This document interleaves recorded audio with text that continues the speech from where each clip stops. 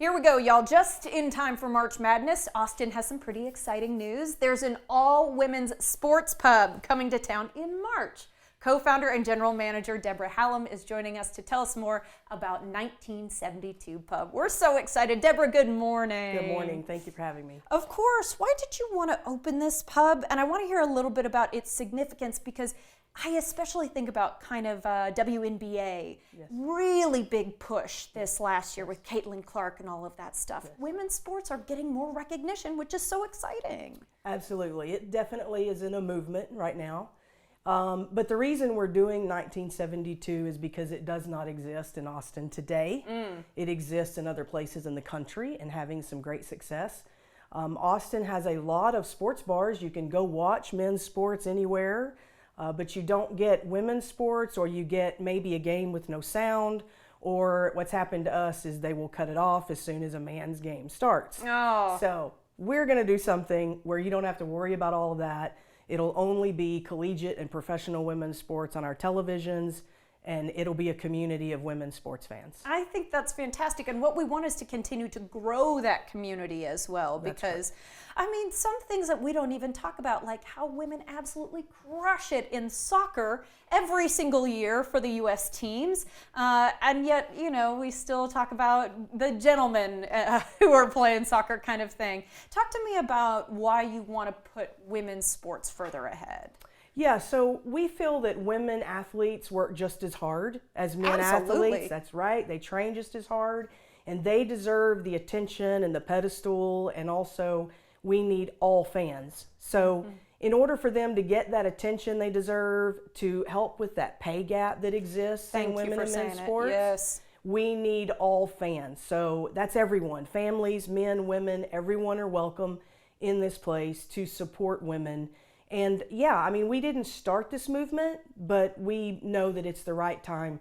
And Austin deserves it. We have the sports fans here. UT women's sports is I was going to say, they're off the charts. Yeah. Our softball team, our basketball team, they're incredible. Yes. And the fans are here. So it'll be a place where that community can gather, have some great food, great drinks, and celebrate women's sports. That sounds like a good plan to me. You have found a spot. We're not quite open yet, so open in time for March Madness. That's something to stick in your brain. But talk to us a little bit about what we can experience when we walk through the door. When you walk in our front door, you're going to see a sports bar. You will have televisions, you will have a bar, tables and chairs. There will be women's sports memorabilia all over our walls. Cool. And a group of fans and a community there watching women's sports. I can see what looks like it's going to be the inside of this sports bar. I'll tell you, it's a good-looking sports bar. Some of them get real divey. Maybe that's the benefit of being a women's sports bar, is that it looks pretty darn good to me. So are you excited about opening up after, you know, all of this preparation, all that good stuff? Yes, we're very excited that we're going to get to share it with everyone. We've been working on this for almost a year. We've, painted it. We're about to hang televisions and all of the items on the walls, and we're just so excited to open the door and welcome the community in and everyone to share it with. It's no fun watching it by yourself, so we're very excited and can't wait. And just 1972 is so significant to women's sports, and we hope everyone will come out and support it. You took my next question and you gave me a beautiful up for it, Deborah. An alley-oop. They would say that in basketball. 1972, let's talk about the year and its significance. Yes, we started as ATX Women's Sports Pub because we wanted it to be apparent that we were going to play women's sports only. But we wanted a quick name and we wanted it to be significant, and 1972 is that year for us. It was the year that Title IX was enacted, and schools and universities that were receiving funding had to then offer women's and girls programs. And so that was very significant to girls playing sports, and that's why we decided to name it 1972. I'm glad you mentioned it. And it's so important that we do put more eyes on women's sports, because historically there has not only been that pay gap, but also a training gap. Yes. Women have less time to work in the workout rooms or less equipment to work out with. And so the more that we watch these sports, the more that we support these women, the better the money is going to end up being for them, right? That's correct. The whole goal is to grow the interest, to grow viewership. And the way to do that is to have something like this where people can come see how entertaining women's sports really are. Absolutely. They play fantastic games, fantastic sports. And when you see that, you realize that it is very entertaining. It's just as great, if not better, than the men's sports.